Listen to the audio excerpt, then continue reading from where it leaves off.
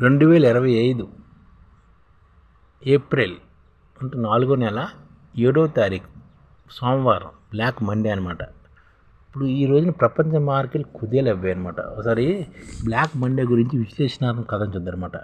ఇప్పుడు ప్రపంచ మార్కెట్పై టారిఫ్ బేరువారు పంజా అనమాట. ఇది ఎలా జరిగిందో చూద్దాం. బ్లాక్ మండే దీన్ని అంటారనమాట.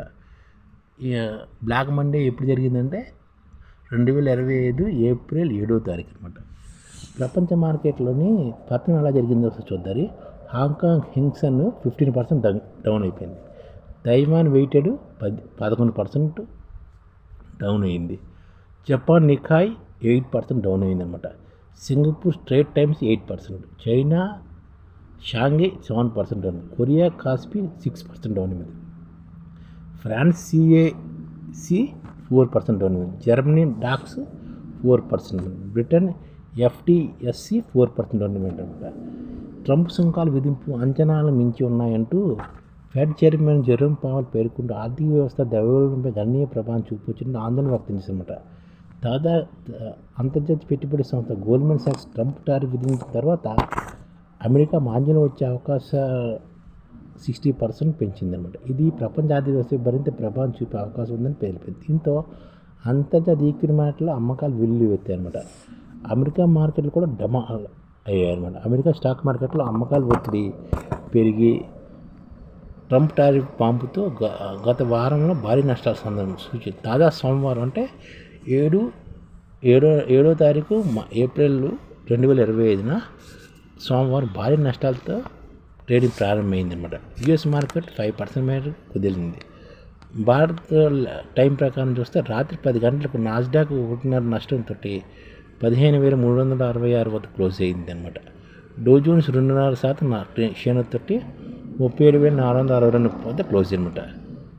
S&P 2% పతనంతో 4,993 వద్ద ట్రేడ్ అయిందనమాట. కోవిడ్ తర్వాత ఈ స్థాయిలో పతనం కావడం ఇదే మొదటిసారి. ఇటీవల గరిష్టంగా 20% పై క్షీణించి నాస్డాక్ శుక్రవారం అధికారికంగా బేర్ మార్కెట్ జోన్లో ప్రవేశించిందన్నమాట. అలాగే అసలు చూద్దాం. ఇప్పుడు సెన్సెక్స్ 2,227 పాయింట్ క్రాస్ అయిందన్నమాట. ఇంట్రాడే 72 కిందకి సూచించిందన్నమాట. 243 పాయింట్ నిఫ్టీ నష్టపోయింది. ఆసియా సూచీలు 4 నుంచి 15% డిమాండ్ ఏమిట. యూరోప్ మార్కెట్లో బ్లడ్ బాత్ జరిగిందన్నమాట. బేర్ గుప్పెట్లో అమెరికా సూచన ఒక్కరోజులోనే 14 లక్షల కోట్ల రూపాయలు ఆవిరిందన్నమాట. ట్రంప్ టారిఫ్తో ప్రపంచ మార్కెట్ బెయిల్లు చీట్ చెంది అన్నమాట. ఆసియా నుంచి అమెరికా దాకా బ్లాక్ మండే దెబ్బకు ఇన్వెస్టర్లు కుదేలయ్యారన్నమాట. అమెరికా సుంకాలకు చైనా ప్రతీకార టారిఫ్ విధించడం, ఇతర దేశాలు అదే బాటలో వెళ్తున్నప్పటి వాణిజ్య యుద్ధం మరింత ముదిరిందన్నమాట. దీంతో ద్రవ్యోల్బణం ఎగబాకి ఆర్థిక మాంద్యం దారితీసి వచ్చిన భయాలు అంతర్జాతీయ ఈక్విటీ మార్కెట్లో అమ్మకాల సూచనలు వెలువెత్తాయి అన్నమాట.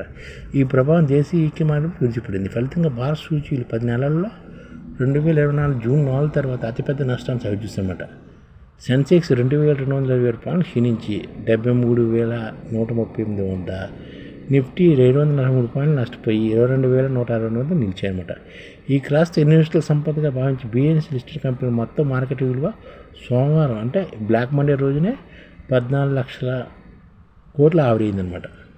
దాంతో 389 లక్షల కోట్లు పడిపోయిందనమాట మార్కెట్ క్యాపిటలైజేషన్. ఒకనొక దశలో సంపద 20 లక్షల కోట్లు తుడిచిపెట్టిపోయింది. కానీ అలా మెల్లిగా వచ్చిందన్నమాట. 14 లక్షల కోట్లకు వచ్చింది. అమెరికా మార్కెట్ ఒప్పుకోవడంతో ఆసియా మార్కెట్ కుదేలన్నమాట. సెన్సెక్స్ సూచీలోనే ఒక్క HUL 0.25% మినహా అన్ని 29 షేర్లు నష్టాలు చూపిస్తుందన్నమాట. రంగాల సూచీల్లో మెటల్ 6.22%, రియాలిటీ 5.6%, ఒమోలీస్ 4.6%, industrial 4.5%, consumer discretionary 4%, auto 3.7%, bankings 3.3%, IT tech కంపెనీలు 3% క్షీణించినమాట. BSEలో 3,515 షేర్లు నష్టపోయాయన్నమాట. 570 స్టాక్స్ మాత్రమే లాభపడ్డాయి. మిగిలిన 180 షేర్లు ఎలాంటి మార్పులు లేవన్నమాట. 770 స్టాక్స్ ఏడాది కనిష్టాన్ని, 59 షేర్లు ఏడాది గరిష్టాన్ని తాకినమాట. ఆర్థిక మంత్రి అమెరికా నుంచి అధిక ఆదాయం ఆర్జించే IT కంపెనీలు షేర్లు బాగా క్షీణించాయన్నమాట. Onward technologies 4%, NCC international corporation 7% కూడా క్షీణించాయన్నమాట. క్యూకీ హిల్ టెక్నాలజీ 10%, జాగీర్ prepaid ocean service Datamatics, global service, Newgen software, అలాగే Sonata software, Tata technologies, FMG, Infosys, HCL 3%, tech Mahindra 2.5%, ఎలాంటి మైండ్ట్రీ 2%, విప్రో 1%, టీసీఎస్ 6% నష్టపోయి ఉంటాయి. గడిచిన 3.8% మెటల్ విలువల మార్కెట్ కూడాను ఈ జేఎన్డబ్ల్యూసీలు, టాటా, నాల్కో, శైలు, జిందాలు, స్టీలాండ్, వేదాంత కూడా 7% వరకు పడుతుంది. జిందా స్టెయిన్లెస్, హిందాల్కో,